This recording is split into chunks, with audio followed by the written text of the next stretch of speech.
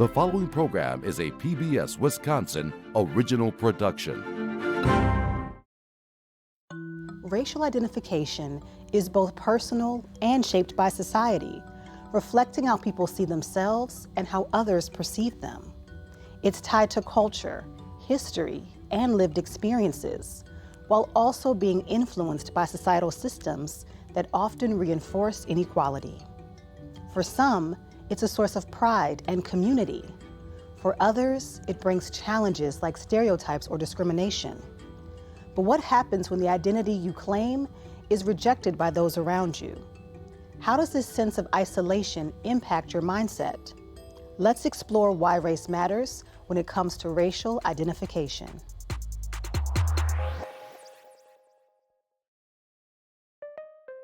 The concept of race has evolved over time, often shaped by societal and political forces. Initially, race referred to groups connected by kinship or shared traits. However, during the 17th century, European thinkers began categorizing people based on physical characteristics, leading to the modern notion of race. These classifications were frequently used to justify unequal treatment and discrimination. For instance, in the United States, racial identification has been a basis for systemic inequalities, affecting various aspects of life. Today, individuals navigate complex racial identities, often facing challenges related to discrimination, belonging, and societal expectations. The journey toward embracing one's racial identity can be fraught with difficulties, but it also offers opportunities for personal growth and community connection. On this episode of Why Race Matters, we'll talk with Jonathan Delgado about navigating identity and community. Thank you for joining us tonight, Jonathan. Yeah, thank you for having me.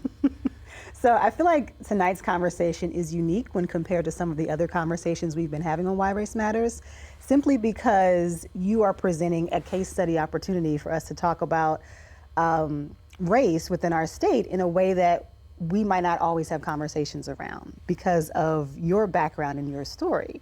So I'm hoping we can have more conversations like this, but I appreciate you being the first. Yeah, absolutely. Any way to help, or at least help understand, actually how diverse our state is. Oh, absolutely.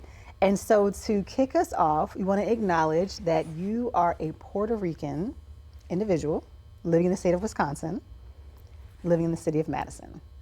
You're from Chicago, but in terms of your place of origin, you're from Puerto Rico. Yeah, I'm a transplant, really. If we're going to be completely honest, I'm a transplant. So born and raised in Chicago. I was there till about 12 years old, but I've been a resident of Madison, Wisconsin for about 21 years now. Oh, wow. So It feels like you're a Madisonian at this point, I would say. Yes, Madison's home, but it's not where I'm from. So can you tell us about where you're from, both contexts of where you're from, and especially, I would say, highlighting your original place of origin, Puerto Rico, because for many of us in Wisconsin, there may not be a full context of what we should know about Puerto Rico from your perspective. So anything you can share that then helps to bring us to the present and your experiences here, definitely appreciate it. Yeah, so I've been here 20 years now, and I think exploring what it means to be an Afro-Puerto Rican person in our community is different than how we would go about, like maybe in Chicago, right? Mm-hmm. Historically speaking, Puerto Rican people have been in Wisconsin for the last 100 years, mm-hmm. right? At least we came here in the early 1920s to support agricultural production of crops and other things. And I personally, though, grew up in inner city Chicago, so it's a little different. And moving here was a little bit of a culture shock. It was different, and in terms of being Puerto Rican in this community, I really didn't start meeting Puerto Ricans here in the state, or in Madison, until I moved to the east side of Madison. And on the first day of 8th grade, I'm in the lunchroom, and a couple of who are still friends today walked up to me, and they said in Spanish, "Tú eres Boricua?" and which means, are you Puerto Rican in Spanish? And I just walked away. And so it was a really interesting, just like experience for someone. Wait, why'd you walk away? They walked away. Oh, they walked yeah, away. they walked away, and I'm Okay. not, you know, and I think it was just kind of like, they were confirming whether or not, like, what I look like, right? I Got think it. they're like, oh, like, hey, we think we see another Puerto Rican, let's go see if it is. And that's essentially what happened. And so we've been friends since, and we do our best to try to, like, link up with the Puerto Rican community here.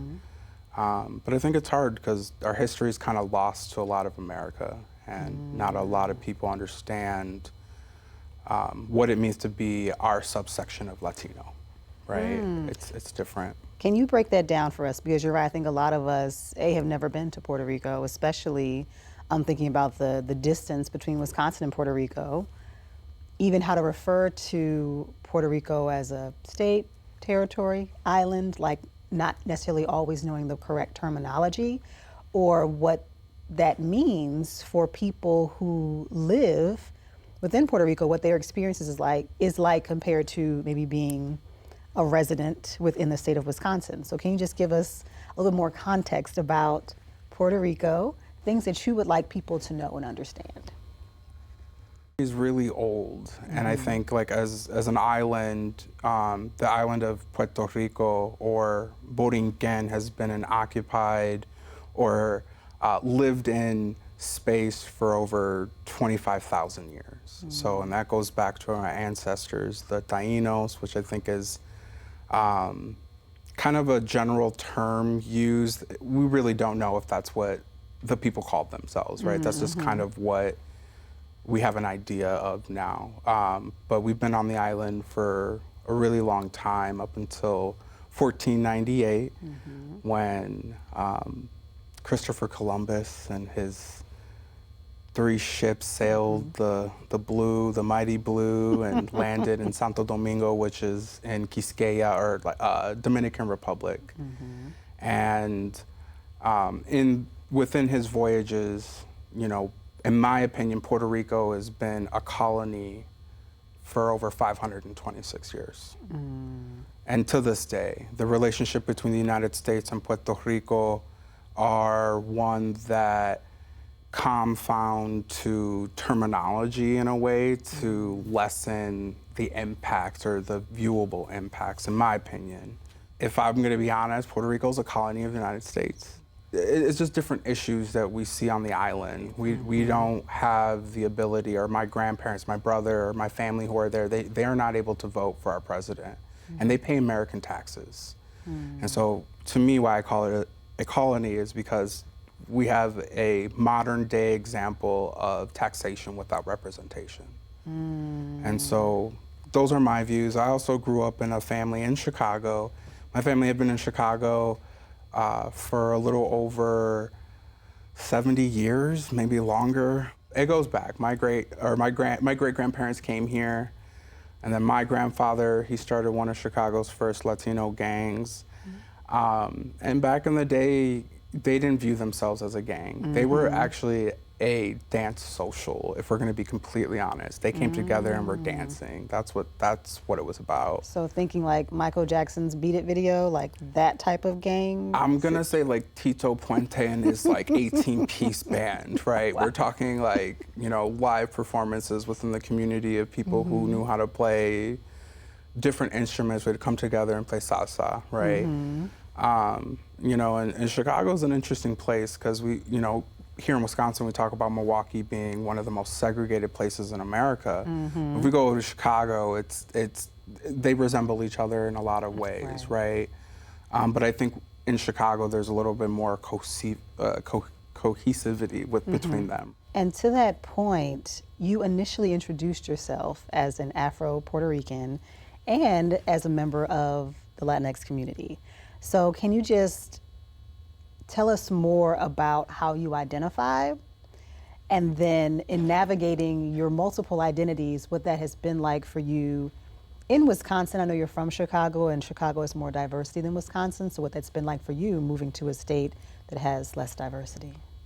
I think being here made me double down, right, in my culture, in who I am as a person, and really you have to try harder here in a way to be a part of the community, right? In a way, and Well, because you may have to help create space for that community or Exactly. cultivate that because it Yeah. may not be just apparent and there for you to connect with. yeah. So I said Afro Boricua, and the what that means is I am of African and indigenous Puerto Rican, or Boricua, which is another word for Puerto Ricans that was given to us by the indigenous people. So our island itself is called Borinquen, and so we use Boricuas as a way of identifying to the specific island of Puerto Rico.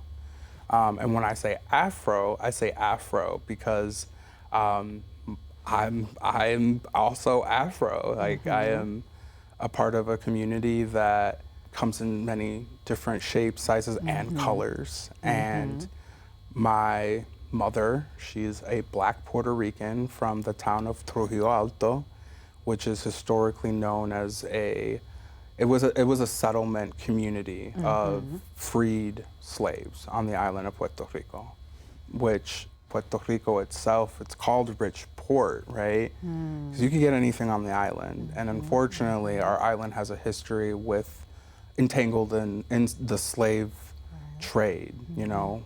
Our island was, you know, we were unfortunately a port for chattel slavery and likely have done business with the United States and other regions of the world. And, you know, I think it's interesting and it's sometimes hard to conceptualize of, you know, like how long ago this goes back, but my family in Trujillo Alto have been there for 130 years now. And so, you know, my great-grandfather, born 1886 or something crazy, lived to be 117, was the child of a freed slave person. And so, you know, and I think that when we think about, you know, where we come from, it's important to like hold on to that, or at least that knowledge, right? And to, you know, acknowledge that, hey, my family have been in one spot, and that's not something that a lot of my Black and brown brothers and sisters have here. Absolutely. You know, we don't have a ties to a specific spot, and I think that also, you know, disenfranchises us, right? And so it creates additional challenges.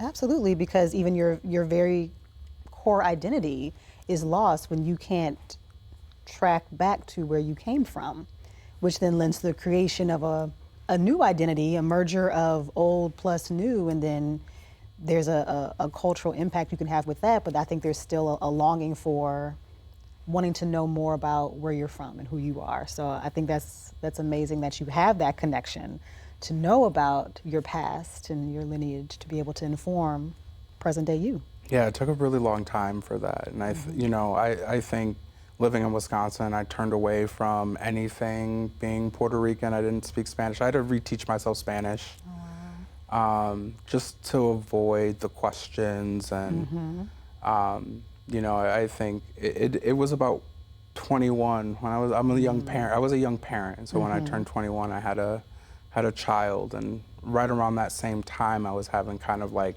a crisis of like, you know, how can I be a parent if, you know, maybe I didn't have the greatest examples of a parent, or, you know, maybe, you know, how can I do it if I don't have the support, you know? And so I think I went through this stage of learning my own history, in turn offering me an insight to a broader and more larger history. And I think for me that is, you know, having my kid, right, like was a huge turning point for me. And, you know, now I had to question everything, you know, like what happened? Like there's so many little things that I had, traumas that I had compartmentalized and put away in the back of my head, right? You know, like I wasn't raised by my mother, I was raised by my father's mother, you know, and having to learn about my mother through other people, especially young, was, it was negative, right? So I stopped asking questions.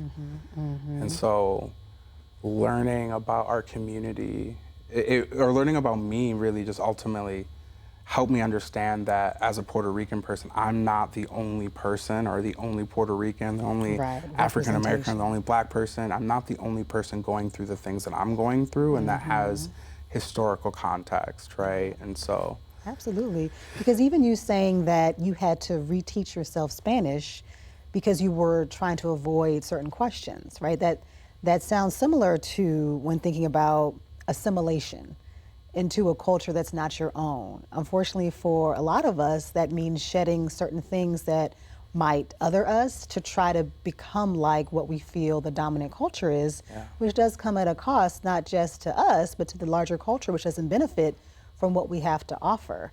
So, in going back to that experience, like what sorts of questions or what things were you contending with that for that period of time meant that you weren't fully showing up as the Jonathan that you are? You felt like you couldn't show up as the Jonathan that you are. yeah, when I first moved here, I moved here and my father lost us to the system, and we ended up, me and my two siblings ended up moving in with my aunt and her 5 kids. And that experience was different because, you know, you have my aunt who is a white woman and Puerto Rican, right? You know, her relationship to being Puerto Rican was skewed in a way because she didn't grow up in the culture. She didn't grow up in the, you know, and what it means, right? She just, you know, in my opinion, she was very much representative of the Caucasian community. Like, in my opinion, you might not be able to tell just with her fair skin. Like, she had, you know, fuller features, maybe darker complexion, slightly darker complexion, but like definitely passing, and her children as well. And I think living with them, there was always the questions of like, why do you live with your aunt?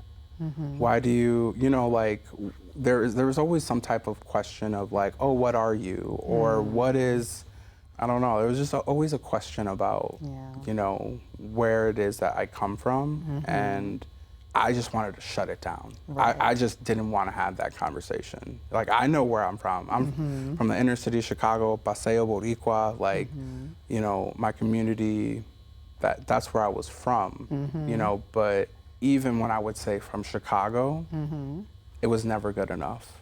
It was never, you know what I mean? It was like, but really, where are you from? Or Mexican. I had to get a lot of, are you Mexican? And I love my Mexican brothers and sisters, and I understand that, you know, when it comes to Latinos, Latinas, and Latinx people, there's 28 different Spanish-speaking countries and people who live in our states, right? And when the largest subgroup is Mexican, obviously, you know, people can assume, people make the assumptions. And, you know, when I was younger, I used to, you know, really hate that. I used to hate being called Mexican or hated this or that, when really I just didn't understand. Most people just don't know. They don't know how to ask the question properly, right? You know, when it comes to, you know, learning about other people, it's great to ask questions. Absolutely. Ask questions. However, there's a way to ask the question. Yeah. So like, I'm not against that, but it took me a long time to realize that, you know, like, it was not ever that I don't like the Mexican community, and I think that's the question I've got. Oh, what's the beef between you and the Mexican community? Or like, not you, but like Puerto Ricans and Mexicans, and, you know, I personally have no beef with any Mexican person or any person of a Latino or Latinx community. I don't have any beef. I do think, though, because of our socializations and then where we might come from in the community, right? If you're just not a part of the community, you know, you just don't know, right? And so I think it's always been like, no, now I have an appreciation and I can understand why. Well, and I think what you're sharing, I've heard similar sentiments from other people from South America, other Spanish-speaking countries, who, if you come to a setting where there's not a ton of diversity, so exposure to difference within certain cultures is limited, and the largest subgroup is Mexican, people make that assumption. Like, no, I'm Colombian. No, I'm Bolivian. No, I'm from Nicaragua. Like there's loads of other places I could be from. Just because I speak Spanish doesn't mean by default I'm Mexican, which is honestly like a national conversation as well, because I think nationally there's the assumption that any person who's brown or speaks Spanish is Mexican, when that's just not the case. Yeah. So I think there's an opportunity for all of us to learn more about difference, and especially if we are attempting to move the needle to arrive at a place where we feel like our state is more equitable. And part of that is just understanding the people that we would be supporting in terms of that effort. Yeah, absolutely. Although I think it's funny when you said, well, I stopped speaking Spanish as a way to almost like avoid the questions. But I'm like, and looking at you like, you're still gonna elicit questions even without opening your mouth. So you not speaking Spanish, I don't know if that quite achieved your goal, but I understand. Yeah. I understand. And so I guess in building off of what you just said, in helping people understand like difference within the Latinx community, what has that experience been like for you navigating, connecting and being part of the Latinx community while also maybe being a smaller subset of representation within that community, at least within the state of Wisconsin? Yeah, that's a great question, because, you know, when it comes to the acceptance or garnering the acceptance of your fellow, like Latino, Latinx, and I always try to like say all of them, because I want to acknowledge that not all people necessarily identify with Latinx, but like I want to include. I personally am a Latino, so, you know, and I think that the difference between just like simple terms, right? It dilutes difference. It itself is the thing that makes it hard, right?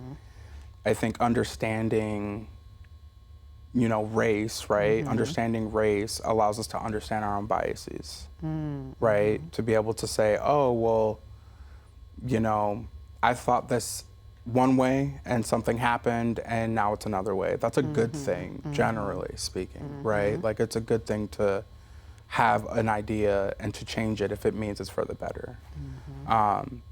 But to be completely honest, as a person who kind of like renounced being a Latino for a majority of my, you know, teens and, you know, part of my developmental ages, right? Like I think that I turned away from the language because, and the culture in a way too, right? I had to turn away from it because I was dealing with life in Wisconsin, right? And so, in a bit of a survival mode. So how can I, you know, be able to like really enjoy and express and do all of those things when everything else in life felt so chaotic? And I think, you know, garnering that acceptance by other Latinos, it doesn't happen. Like it didn't happen, right? Because when I wasn't speaking Spanish, I was also avoiding people who spoke Spanish. And, you know, nowadays, now in my adult years, I still feel like, in a way, being a Latino, I'm not always accepted, you know, or because I'm Puerto Rican and I have papers, or I'm a citizen, you know, there's this idea that I think that I am better than other, you know, Latinos or Latino immigrants. And I think that is kind of like a negative stereotype that Puerto Ricans have, is that because of our, you know, our status as Americans, it creates additional divides between us, right? And the same goes to say with even being a part of the Black community, right? Like I grew up in the inner city of Chicago. You go 2 big street lights down the road, you're in the south side of Chicago. It was predominantly Black and Puerto Rican, you know, so a lot of times even if I say I'm Puerto Rican, a brother and a sister, they're gonna be like, hey, you know, like they're gonna be excited. They see me as a part of their community. They see me in a different way that I've never really gotten. I mostly only get love from the Black and brown community, Black community, right? African Americans, I get mostly love. I've had a handful of times where an African American black person would be like, you ain't black. You ain't, you know, and so it's not about whether I am or I'm not. It was Right. just, you know, culturally speaking, where I come from, Right. what I know, the language, the, you know, to being able to code switch in certain areas, you know, that that comes from somewhere, right? And my connection to my blackness is through my mother, is through her family and beyond, right? And so I think, you know, learning to accept like those parts, right? Learning to accept all these like little things that I really tried to hide, right? It inevitably just changed me, but also allows me not to care about the discussions or the negative, the naysay or the you're not a part of this community. Right. Which is so interesting. Thank you for sharing, by the way. Just the whole concept of race and ethnicity and how we sometimes merge the two or don't understand how they differently show up or serve as so much of an influence behind how we navigate our world. Because ethnically, I can't roll my R's like you do, but the Boricua. there we go. Thank you. I didn't want to try. Okay. I'm like, I know I'm going to mess it up. It's okay. It's Boricua. okay. So ethnically, and that ties you to indigenous Indigeneity, Puerto yeah. Rico. Racially, which we all know is a social construct, they're the choices that were created to label people, and that informed within that realm, you would check the box that identifies you as black because of your connection to your African roots. Right. Because in even thinking about the categories, there isn't a Puerto Rico category when you fill out your census, for example. Like, you have to pick a box, and you mentioned your aunt who you lived with for a period of time would have picked a different box than you did. So I think that's the nuance when we talk about identity, and then where people feel like they find community or acceptance. It's a lot of times informed by things that none of us created, but we're just forced to navigate them. And that can be trickier when you're in spaces where there's even less diversity and less understanding about the hoops you might have to jump through to even just establish a sense of who you are within a particular space. Because we have similar conversations with people who are from the continent of Africa who are here, and what does it mean to be black, right? And how does that meaning land differently depending on who you're talking to, and how that creates different divides, et cetera. Yeah. Although it's interesting when you mentioned prior your American privilege, that some folks in the Latino, Latina, Latinx community feel that you have, because prior you were suggesting my American privilege isn't like other parts of America's privilege. So I even have a lesser privilege than if I were born in Wisconsin, for example. So it feels like it's all sort of relative, like, and again, we didn't create any of these systems. We didn't decide these rules. We're just in them, trying to make the best of what was presented to us.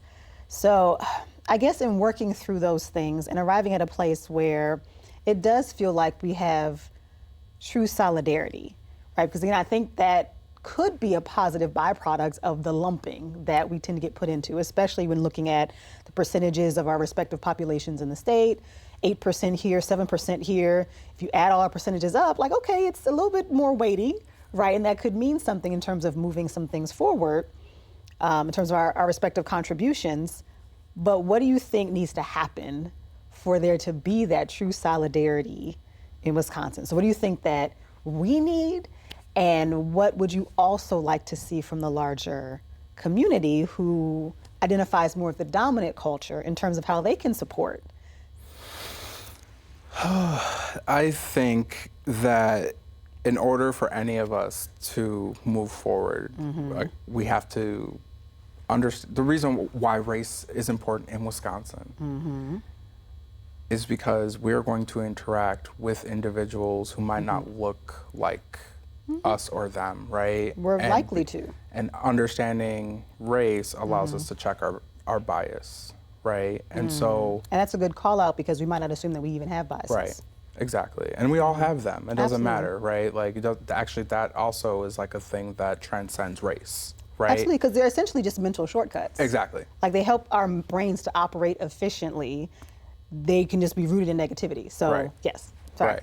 The psychology brain start kicking in. Go ahead. Exactly. And I think that if we're like, how do, you know, and I think being a Puerto Rican person, again, I could say it all day, but we're African, we're indigenous people, so we're Boricuas, and we're Spanish. And I think as a Puerto Rican person, I think we are in a really good position to understand the plight of each. Right? I really think that, like, internally, sometimes I feel like there's an internal battle between three people that constantly go between, like, checking each other in one way or another, right? And I think it takes, you know, I think we need better history. We need to know our history better. We need to, there's no people in Wisconsin that are from Wisconsin unless you're of the tribes. Yes. Right? Yes. And so I think it's important to acknowledge, hey, we might be European, and that's okay. We are African, that's okay. We are Puerto Rican, that's okay. Like, it's okay to not necessarily be from here at this point, right? And with that, the better we understand race, the better we understand bias, and the better we understand bias, the better we get along, right? How does that happen practically? How do we make that happen practically? How do we help people move into spaces of curiosity versus hostility? I feel like that's kind of been my place in our community. Has been, you know, this... Like a bridge? It's how can we help make bridges?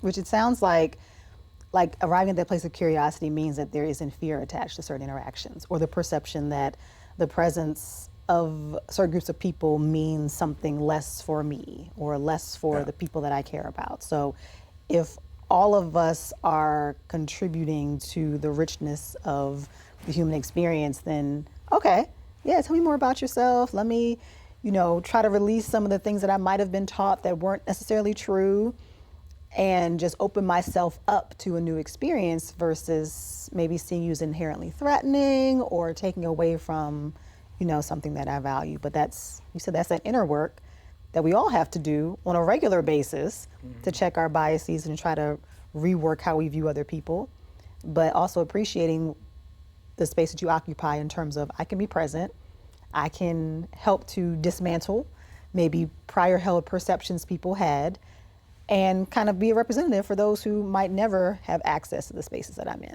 So definitely appreciate that role that you play. What would you like to see for Puerto Rico? You know, any Puerto Rican, and I might be bad for saying this, but any Puerto Rican who has this idea that they want statehood, they just don't understand our history, right? How could you want statehood after everything that happened to our people? And that becomes a trickier conversation, right? Because while I can understand the preference, because there are benefits that come with that you all presently don't have, but then you're right, that means a connection to your oppressor, essentially. Yeah, we're complacent in our own abuse. So and it's... And so, but it's a big discussion, or I think it will be bigger, and at least I'm hoping that even this discussion, being a part of the dialogue, right, and hopefully helping someone realize that we have to learn more, right? We should learn more before we speak, right? Or try to have an understanding, right, of this thing we call, you know, being alive and like where we fit in it all, right? Thank you for your time today, Jonathan, and for just the wonderful discussion about your experiences, both of your homes, and just helping to broaden our understanding around race and ethnicity and why that all matters when it comes to the state we now call home. Yes, thank you for having me. Understanding racial identification means diving into the complexities of how we see ourselves and how society responds to those identities. It's not always easy, especially when your identity is questioned or rejected. But these experiences shape the broader conversation about why race matters. By exploring these challenges and the impact they have, we can start to build more inclusive spaces where everyone feels seen, valued, and understood. Watch additional episodes and content at whyracematters.org.